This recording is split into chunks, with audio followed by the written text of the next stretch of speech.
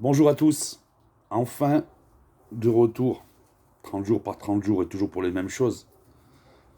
Cette fois-ci, je vais vous demander comment des algorithmes peuvent faire prendre 30 jours parce que tu parles d'un mercato avec Soral, LDJ, ventilateur et gros prout. D'accord, quand on voit tous les langages, surtout après les événements autour du comité Adama Traoré, toutes les phrases, les mots dégueulasses, le vomi qu'on peut lire, euh, si peu de punition de la part de l'œuvre de M. Zuckerberg, là, je sais pas comment on dit, hein, Zuki, ça fait un peu mal aux fesses. Mais bon, ça ne nous empêche pas d'œuvrer quand même. Hein. Internet, c'est pas la vie. Facebook, encore moins. Bref, je veux parler de la prison. Vous savez, cette prison, celle qui impose l'épée Damoclès, c'est-à-dire tu vas faire monter à ta famille, tout ça et tout, pour le français de base, qui n'est pas forcément blond. Pendant ce blocage, il y a eu les paroles de Camélia Jordana, donc bravo madame.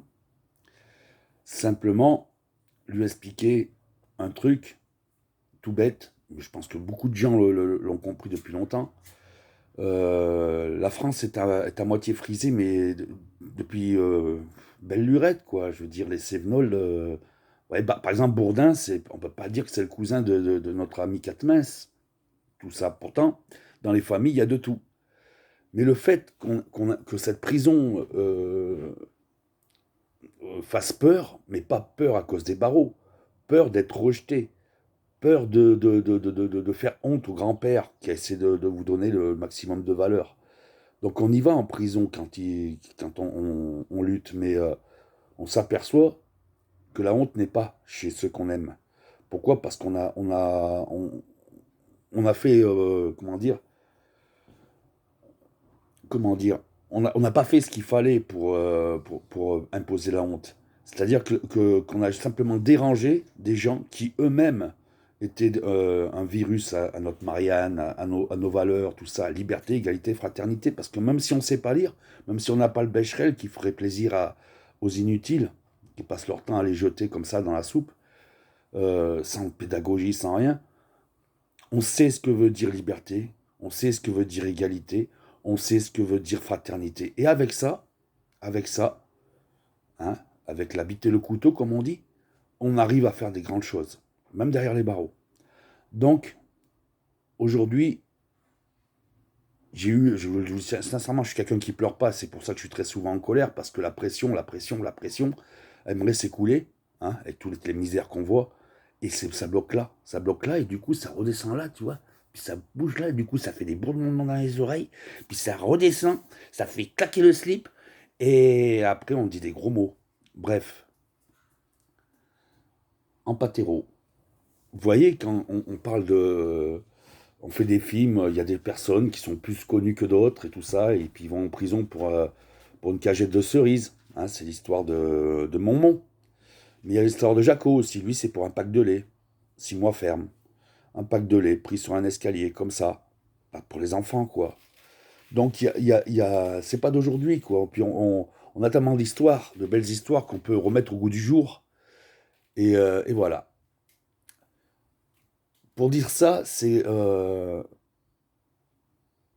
la prison est beaucoup plus facile à atteindre dans la misère, dans le rejet social, hein, parce que c'est pas force, pas parce que tu vis en banlieue, pas parce que tu es noir ou arabe, ou rome, ou ce que tu veux, que tu es forcément dans la misère. La misère arrive au contrôle de police, contrôle aux faciès.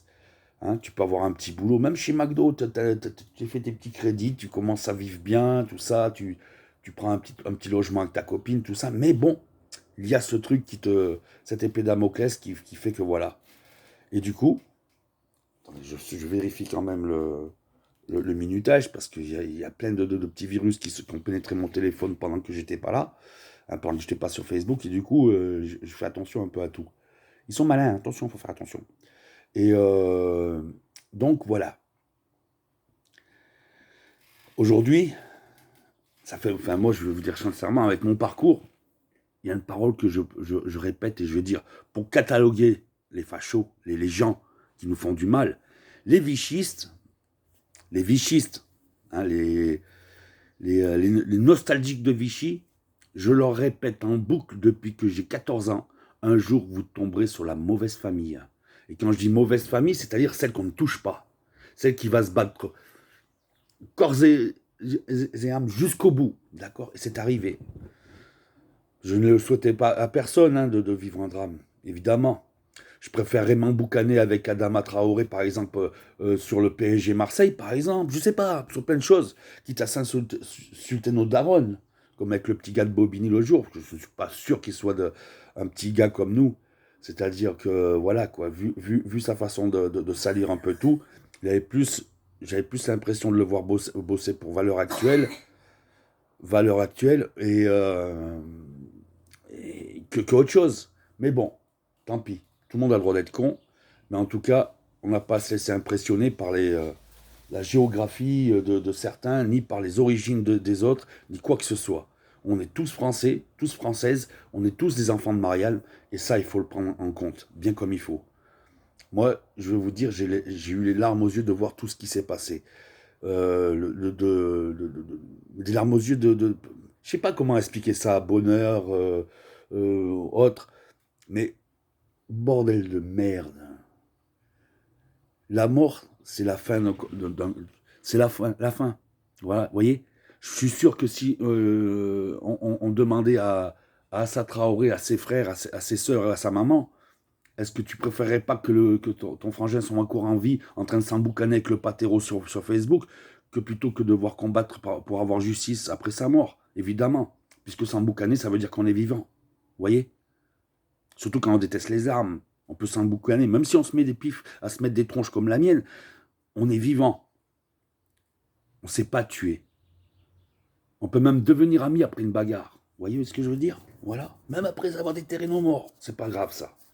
Tous ceux qui pensent le contraire sont des sauvages. D'accord? Ceux-là sont des sauvages. Parce que quand tu as tué quelqu'un, tu as surtout assassiné ceux qui l'aimaient. Tu as assassiné leur amour, tu as assassiné tout ça. Et que cette mentalité-là, ce m'en-foutisme de la vie de l'humain, dans la fonction publique, il n'y a pas que la police. Je veux dire, quand tu laisses une pauvre femme mourir au téléphone parce que tu fais mal ton boulot, t'es pas policière, mais t'es fonctionnaire. Et ça, c'est pas bien. C'est pas bien du tout. Bref, ce que je veux dire, c'est que vous m'avez énormément touché, même si j'avais pas la parole, parce que depuis le temps que je dis qu'ils vont tomber sur la mauvaise famille qui va unifier tous ceux qui sont sur le terrain et qui dans le silence souffrent parce qu'ils n'ont jamais eu justice, d'accord, et donner raison à ceux qui se sont battus parce qu'ils savent qu'il y a des gens bien, qui ne sont pas assez nombreux, qui soient dans la justice, qui soient dans la police, qui soient chez les matons. C'est comme mon petit frère, quand je dis arrête de l'épuiser, celui-là tu vas le foutre en burn-out et pourtant c'est le plus gentil.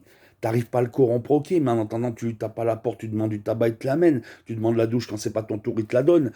Voilà. Mais les pourris, on les connaît, et quand on est enfermé qu'avec des pourris, ça fait mal. Ça fait mal. Ça fait mal quand on t'interdit les parloirs. Ça fait mal quand des gens profitent de leur uniforme et de leur fonction pour faire à leur guise. Vous voyez? Et ceux-là, ils tuent la France. Là, je m'adresse directement aux fonctionnaires d'Alliance, de tout ça, tous ces gens-là. Vous tuez notre République. Vous tuez notre France. Vous tuez Marianne. Vous êtes le cancer. Tous ceux qui attendent après l'Allemand un parachute. L'Allemand, toi, on ne te lâchera pas. Tu n'es ni un homme, ni un Français, ni un préfet de la République. Tu es simplement un collabo, d'accord? Ta place, si tu n'avais pas été fonctionnaire, aurait été rue Lauriston. T'as compris l'allemand? C'est un Français blanc qui te le dit. D'accord? Et t'es pas tout seul. Il y en a, des procureurs pourris, tout ça. Et justement, je veux en appeler à la jeunesse, à tous ceux que j'ai croisés sur ma route et qui réussissent à faire des technivals à 40 000 personnes avec des cartes de CRS qui bougeront pas, parce que souvent c'est organisé par l'enfant bourgeois. C'est beaucoup plus dur d'avoir une salle pour 15 petits jeunes qui veulent danser et faire des chorégraphies que pour le petit bourgeois avoir un week-end dans une forêt qui vont laminer ou dans un champ qui vont laminer pour se mettre des produits plein le nez et faire marcher leur business. D'accord? Ça, on l'a vu de nos yeux, on l'a vécu de nos vies. Vous mentirez sur personne là-dessus.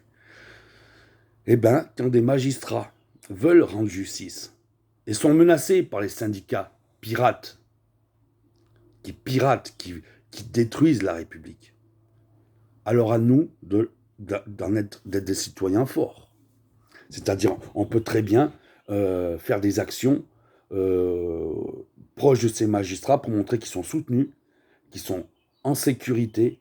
On est là. Vous voulez les menacer? On vous menace. On vous menace, vous, ceux qui n'avaient rien à faire dans la fonction publique. Vous, les racistes. Vous, les meurtriers. Vous, les tortionnaires. Vous savez très bien que vous ne pesez que dalle. Vous pleurez comme des trompettes. Vous allez pleurer, faire honte à tous ces fonctionnaires qui subissent et se suicident. Parce que ça, c'est le ras-le-bol. C'est aussi des frères et des sœurs. J'ai vu des choses dans ma vie, hein, des petits, mais il y a des gags, il y a des films à faire, oubliez pas les Lascars quand vous faites des films sur Canal+. Oubliez pas que vous allez prendre vos gags dans la vie des vrais. Et le petit qui a fait rire tout le monde, souvent, une semaine après, il était dessoudé. Donc vous avez pris sa vie pour en faire un film, mais vous n'avez pas respecté sa tombe, ni sa famille. N'oubliez pas que vous devez beaucoup, Canal+, à prendre la vie des autres pour en faire du pognon et faire carrière. N'oubliez pas que vous avez une dette envers nous, envers le peuple, envers les gens des quartiers, envers les gens des caravanes. Parce que c'est con, mais les familles comme la famille Adama ont une vie sociale qui est... voilà, ça monte vers le ciel parce que le béton les entasse vers le ciel avec des grands bâtiments. Mais pensez à toutes ces caravanes, ces petites maisons de bled où des gens sont rejetés d'abord par la connerie humaine et que quand il y a un drame, il n'y a pas de justice non plus. Alors derrière, eh ben, il n'y a plus d'éducation non plus parce que le gamin, le petit frère ou la petite soeur, t'as beau leur dire d'aller de crocher à l'école. Non, non, il y a envie de vengeance. Parce qu'on ne leur a pas expliqué que la justice, c'est plus important que la vengeance. Moi, ça, je l'ai appris avec un vieux manouche. Hein. Les rois de la vengeance, on le sait. On le sait très bien. Quand on touche quelqu'un, voilà quoi. Et bien pourtant, cet homme-là, après avec le nez en sang, après s'être fait défoncer par les iris à Villefranche-sur-Saône, je l'aide, comme j'étais gameleur, je l'aide à ramasser ses photos, j'avais 24, 25 ans, je sais plus. Et je lui dis, papy, on va les avoir. Il m'a dit, non, fils. Le jour où tu venges ton père, tu assassines ton fils. En fait, tu reportes encore. Tu reportes encore. C'est une histoire qui ne se termine pas. Il faut profiter d'avoir la parole, le vivant, pour mettre fin à ces drames et aller chercher justice. Et aujourd'hui, on a enfin quelqu'un qui nous permet de mettre tous nos drames dans le même pot. Voilà, je vois mon cousin, ma cousine qui sont partis avant Zineb et Adama. Ben, je les imagine dans ma tête. Je vois maman Zineb qui est en train de faire manger tout le monde. Tu vois, Samy, ta maman, je la connaissais pas. Mais je la vois en train de faire à manger à tous nos disparus là. Vous inquiétez pas, les autres en bas, ils se battent, ils vont réussir. Ils vont faire briller Marianne. Voilà. Donc merci au comité Adama. Merci à Assa. Merci à tous ceux qui se battent. Et merci aussi à ceux qui se trompent. Parce que la République, c'est liberté, égalité, fraternité. C'est nous, le terrain. Et il n'y aura jamais de France sans République. Jamais. Allez, bis à tout le monde.